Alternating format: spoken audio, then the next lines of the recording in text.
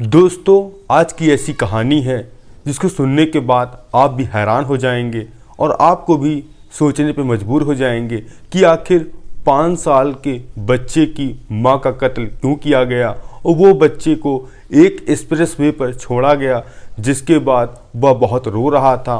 और तभी पुलिस वाले पहुंचते हैं उस बच्चे के पास और उसके माता पिता का पता पूछते हैं। वह पता बताने में असमर्थ था क्योंकि बच्चा बहुत छोटा था। तभी उसकी आंखों को देखकर उसके मां के कातिल तक पुलिस वाले पहुंचे और फिर बाद में पता चला कि उस बच्चे की एक बहन है जो कि एक अनाथ आश्रम में वह पल बढ़ रही है।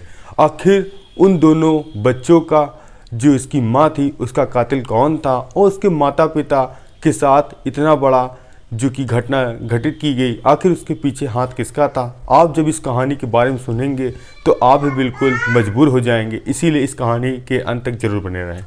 आप सभी दोस्तों को नमस्कार, मेरा नाम रवि है। मैं आशा उम्मीद करता हूँ आप लोग बहुत अच्छे होंगे, जहाँ कहीं भी होंगे सुरक्षित होंगे। अगर आप हमारे चैनल पर नए हों सब्सक्राइब बेल आइकन जरूर दबाएं।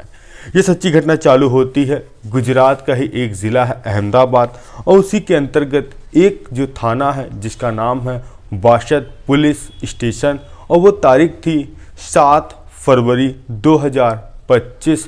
सुबह के तकरीबन 7 बज रहे थे। एक 5 साल का बच्चा जो उसी के पास एक एक्सप्रेस वे है जिसका नाम है अहमदाबाद बड़ौदा एक्सप्रेस वे, और उसी के किनारे एक बच्चा बहुत तेज़ तेज़ रो रहा था। वह अपनी माँ और पिता को पुकार रहा था। तभी वहाँ से गुजरने वाला एक शख्स अपनी कार रोकता है और उस बच्चे से पूछता है कि बेटा तुम्हारे मम्मी पापा कहाँ हैं। वह बच्चा और तेज़ रोने लगता है क्योंकि उस बच्चे की मामूली उम्र 4 से 5 साल के बीच थी। तभी वह शख्स जो पास में पुलिस थाना था वहाँ फ़ोन करता है और मौका वारदात पर पुलिस पहुँचती है। उस बच्चे का प्राथमिक उपचार करवाती है। उसको कराने के बाद उससे पूछा जाता है तुम्हारे पापा का क्या नाम है, तो वह बच्चा कहता है मेरे पापा का उदय नाम है और जो मेरी मम्मी है उनका पूंजा नाम है। और तभी पुलिस का एक अधिकारी पूछता है कि तुम कहाँ के रहने वाले हो। वह बच्चा नहीं बता पाता क्योंकि वह छोटा था। अब पुलिस वाले उसके माता पिता को तलाशने के लिए हर मुखबिर की मदद लेते हैं, यहाँ तक कि सोशल मीडिया का सहारा लेते हैं। हर तरफ इतला कर देते हैं कि अगर इस बच्चे को कोई भी जानता हो तो इस थाने में संपर्क करे, और उस बच्चे को पास के ही एक अनाथालय में भेज दिया जाता है क्योंकि वहाँ पर उसकी परवरिश अच्छी हो सके। और इसी दौरान जो एक ज़िला लगता है खेड़ा ज़िला, वहाँ का रहने वाला जिसका नाम था प्रदीप सिंह, वह 10 फरवरी 2025 को जो कि अपनी ड्यूटी पे गया था। ड्यूटी पे आने के बाद शाम करीब 7:30 बजे वह अपने घर प्रदीप सिंह पहुंचते हैं और फिर अपनी पत्नी से चाय बोलते हैं कि मुझे चाय पिला दो और मुझे थकान सी लग रही है। अब तभी वह अपने मोबाइल जेब से निकालते हैं और सोशल मीडिया वह चला ही रहे थे। तभी एक उसमें रील ऐसी आती जिसमें एक बच्चा था जिसका नाम था कन्हैया और उसके पिता का नाम लिखा था उदय, और नीचे डिस्क्रिप्शन में लिखा था कि अगर इस बच्चे को कोई जानता हो तो इस पुलिस विभाग में संपर्क करें या थाने में संपर्क करें। जैसे ही प्रदीप सिंह वह फ़ोटो देखते हैं उनको ऐसा कुछ याद आता है कि जैसे लगता है इस बच्चे को उन्होंने पास से देखा है, और वह सोचने में मजबूर हो जाते हैं कि आखिर मैंने इस बच्चे को देखा है, कहाँ देखा या उनको नहीं याद आ रहा था। तभी वह अपनी याददाश्त थोड़ी पीछे ले जाते हैं। तभी पता चलता है आज से लगभग 3 साल पहले यानी 5 दिसंबर 2025 को जो कि अहमदाबाद का बड़ौदा का एक्सप्रेस वे था, वहाँ पर एक महिला की लाश मिली थी और एक 3 साल की बच्ची थी जिसका नाम खुशी था। और उसके बाद उस बच्ची के माता का जो लाश मिली थी और ना तो उसके पिता की पहचान हो सकी थी और ना तो उस बच्ची की पहचान हुई थी वह कहाँ के रहने वाली थी।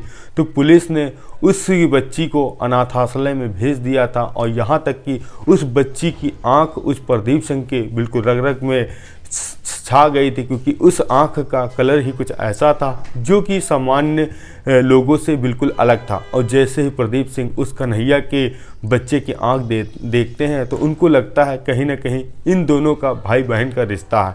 अब फ़ौरन ही जो कन्हैया प्रदीप सिंह थे वह थाने में संपर्क करते हैं कि यह बच्चा कहाँ है, उनको उनसे मुलाकात करनी है और उनके पास कुछ जुड़ी हुई इस बच्चे की जानकारी है।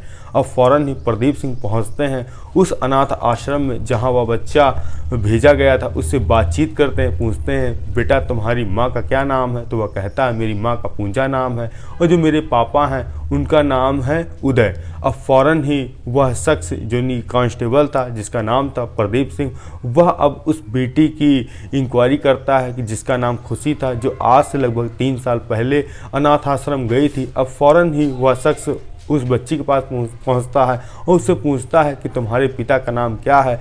तो वह लड़की भी कहती है मेरी पिता का नाम उदय है और वह अपनी माँ का नाम दूसरा बताती है। जो कांस्टेबल था उसको थोड़ा थोड़ा कन्फ्यूजन होता है, तभी वह कांस्टेबल जो उस अनाथ आश्रम में कन्हैया यानी 5 साल का बच्चा था उस बेटी की बात कराता है उस बच्चे से।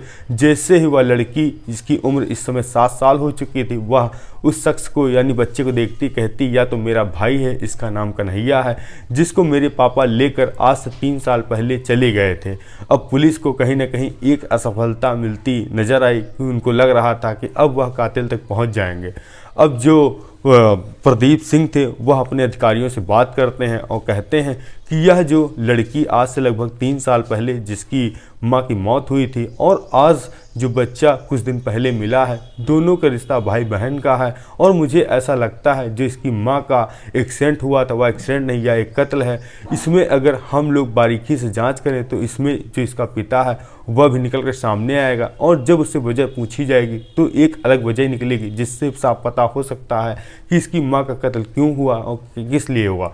अब जो प्रदीप सिंह थे अपनी जो अधिकारियों से बात करते हैं तो इसके लिए 3 से 4 टीमें बनाई जाती हैं और तभी पता चलता है जब 5 दिसंबर 2022 को जब महिला का एक्सीडेंट हुआ था यानी जब कत्ल हुआ था तो उसका जो मोबाइल नेटवर्क था और जब आज बच्चा जिस स्थिति में मिला है यानी 7 फरवरी को जब बच्चा मिला है तो दोनों साल के दरमियान और दोनों का मोबाइल नेटवर्क कनेक्ट किया जाता है कि उस दरमियान किन किन नंबर वहाँ पर एक्टिव थे। और जब इस बच्चे से पूछा जाता है कि तुम अपने पिता का मोबाइल नंबर जानते हो तो वह बच्चा पहले तो घबराता है, मगर पुलिस वाले उस बच्चे के प्रति फ्रेंडली हो जाते हैं और उसको फ़ोन देते हैं। तो वह फ़ोन में 5 नंबर डायल करता है और उसी नंबर के सहारे पुलिस वाले यानी 2022 का डाटा और 2025 का डाटा दोनों मैच करते हैं। तो 40 नंबर ऐसे मिलते हैं जिसमें वो 5 नंबर समान थे। फिर उसमें से और छांटे जाते हैं नंबर, तो 20 नंबर ऐसे मिलते हैं जो कि उस समय उस जगह पर दोनों बार एक्टिव थे। अब पुलिस वाले उन सभी नंबरों के जो ग्राहक का नाम था वह देखते हैं और जानने की कोशिश करते हैं। तो एक शख्स का नाम निकल कर आता है जिसका नाम था उदय और फ़ौरन ही पुलिस वाले उसके लिए दबिश डालते हैं, उसकी लोकेशन खंगालते हैं। तो वह अहमदाबाद से मिलता है। पुलिस वाले फिर उस अहमदाबाद में व्यक्ति को उठाते हैं उदय को और उससे पूछताछ करते हैं कि ये दोनों बच्चे क्या तुम्हारे हैं। वह पुलिस के सामने पहले तो नकारता है। जब पुलिस वाले उन बच्चियों और बच्चे को अपने पिता दिखाते हैं वह फ़ौरन पहचान जाते हैं। पुलिस वाले कड़ाई से पूछताछ करते हैं कि तुमने अपनी पत्नी का कत्ल क्यों किया और अपनी बेटी को हाईवे पे छोड़ के क्यों भागे और अपने बेटे को 2 साल 3 साल बाद छोड़ा, आखिर तुम्हारा मकसद क्या था। वह शख्स उदय बताता है कि मैं जो कि उत्तर प्रदेश का रहने वाला हूं और अहमदाबाद गया था काम धंधे की तलाश में और तभी मुझे शक होता है कि मेरी पत्नी का किसी से अफेयर है। तो मैं अपनी पत्नी और दोनों बच्चों को लेकर जो कि अहमदाबाद बड़ौदा का एक्सप्रेसवे है वहाँ लेकर जाता हूँ और फिर वहीं झाड़ियों के किनारे अपनी पत्नी का गला दबाता हूँ और वहीं से उसको ढकेल देता हूँ। इसके साथ ही जो मेरी बेटी थी उस समय उसकी लगभग एज थी 3 साल, उसको भी मैं वहीं से धक्का दे देता हूँ। मुझे तो ये लगा कि वह अब मर गए होंगे दोनों, मगर वहाँ पर मेरी पत्नी तो मर जाती, मेरी बेटी बच जाती जो कि अनाथालय पहुँचती है। फिर उसके बाद मैं उत्तर प्रदेश आता हूँ अपने बेटे को लेकर और मेरी पहले मंशा ये ही थी कि अपने बेटे को भी मार दूंगा, मगर मेरे अंदर कुछ दया आती, मैं उसको नहीं मार पाता हूँ और फिर मैं पहुँचता हूँ अहमदाबाद में। फिर मैं एक महिला से शादी कर लेता हूँ। शादी के कुछ दिन तक सब कुछ ठीक ठाक चला, मगर उसी महिला ने कहा कि मैं या तुम्हारी संतान को नहीं रह सकती क्योंकि इसका जो माँ है वह और है। तो मैंने सोचा क्यों ना इस बेटे को भी इस किसी हाईवे पर छोड़ाऊँ जिसके बाद या तो उसकी किसी दुर्घटना हो जाए या तो इसको कोई उठा ले जाए, जिसके बाद मैं अपनी ज़िंदगी नए सिरे से स्टार्ट करूँ। पुलिस के एक कांस्टेबल ने, जो कि बच्चे की आंख से उसके पिता यानी माता के कातिल को ढूंढा, ये वाकई में बहुत ही सराहनीय कार्य है। आपका कुछ भी सुझाव हो तो कमेंट के माध्यम से दे सकते हैं। हम मिलते हैं नई कहानी स्वाद के साथ। जय हिंद, जय भारत।